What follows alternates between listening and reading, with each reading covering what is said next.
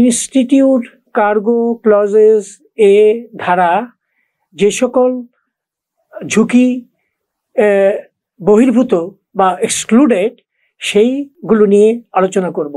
Institute cargo clauses এ ধারা অন্য কথায় বলতে গেলে অল রিস্ক বেসিসের উপর ভিত্তি করে প্রতিষ্ঠিত। ইনস্টিটিউট কার্গো ক্লজ এ এবং অন্য দুটি ধারা যেমন ইনস্টিটিউট কার্গো ক্লজেস বি এবং ইনস্টিটিউট কার্গো ক্লজেস সির মধ্যে কাঠামোগত বা স্টাইলগত পার্থক্য রয়েছে। ইন্স্যুরেন্স নিউজ বিডির বীমা শিক্ষা অনুষ্ঠানের আজকের এই পর্বে প্রিয় দর্শকবৃন্দ, আপনাদের সকলকে স্বাগতম জানাচ্ছি। আমরা এই অনুষ্ঠানের পূর্বের একটি পর্বে মেরিন কার্গো ইন্স্যুরেন্স বা নৌ পণ্য বীমা নিয়ে আলোচনা করেছি।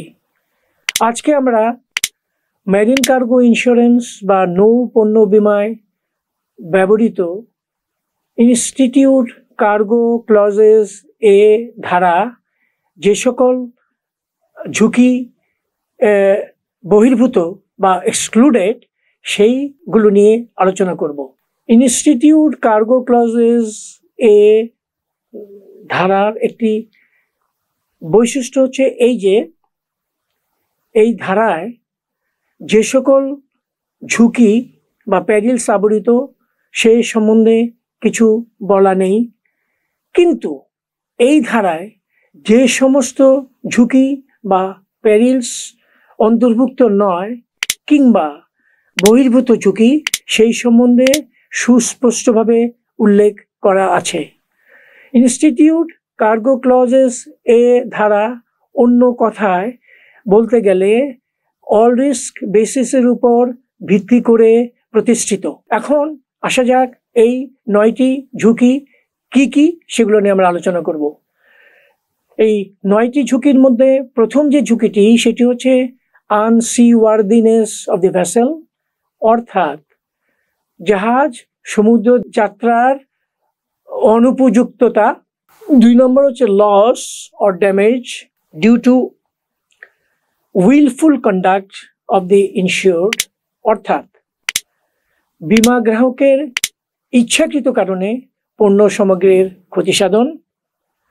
3 নম্বর হচ্ছে ordinary leakage, wear and tear and natural loss of weight. 4 নম্বর হচ্ছে ইনসাফিসিয়েন্সি অফ প্যাকিং বা মোড়কের অপর্যাপ্ততা। 5 নম্বর হচ্ছে inherent vice or manufacturing defect, অর্থাৎ পণ্য সামগ্রীর প্রকৃতিগত দোষাবলী এবং উৎপাদনের ত্রুটিপূর্ণতা। 6 নম্বর হচ্ছে ডিলে, অর্থাৎ বিলম্বের কারণে পণ্য সামগ্রীর ক্ষতি সাধন।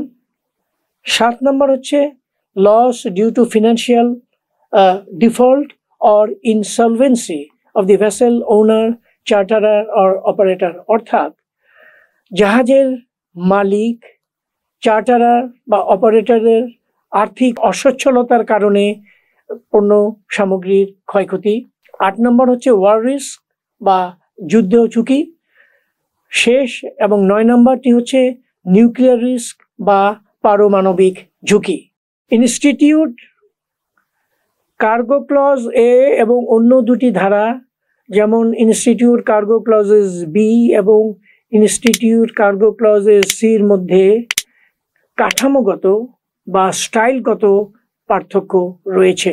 যেমন ইনস্টিটিউট কার্গো ক্লজেস এ ধারায় যে সকল ঝুঁকি এই ধারার বহির্ভূত সেগুলো বর্ণনা করা আছে, কিন্তু ইনস্টিটিউট কার্গো ক্লজেস বি এবং ইনস্টিটিউট কার্গো ক্লজেস সি ধারায় যে সমস্ত ঝুঁকিগুলো আবরিত আছে সেইগুলো সুস্পষ্ট উল্লেখ আছে, কিন্তু যে সমস্ত ঝুঁকি এর বাইরে যে সমস্ত ঝুঁকি আছে তার সবগুলাই বহির্ভূত ঝুঁকি বলে ধরা হয়।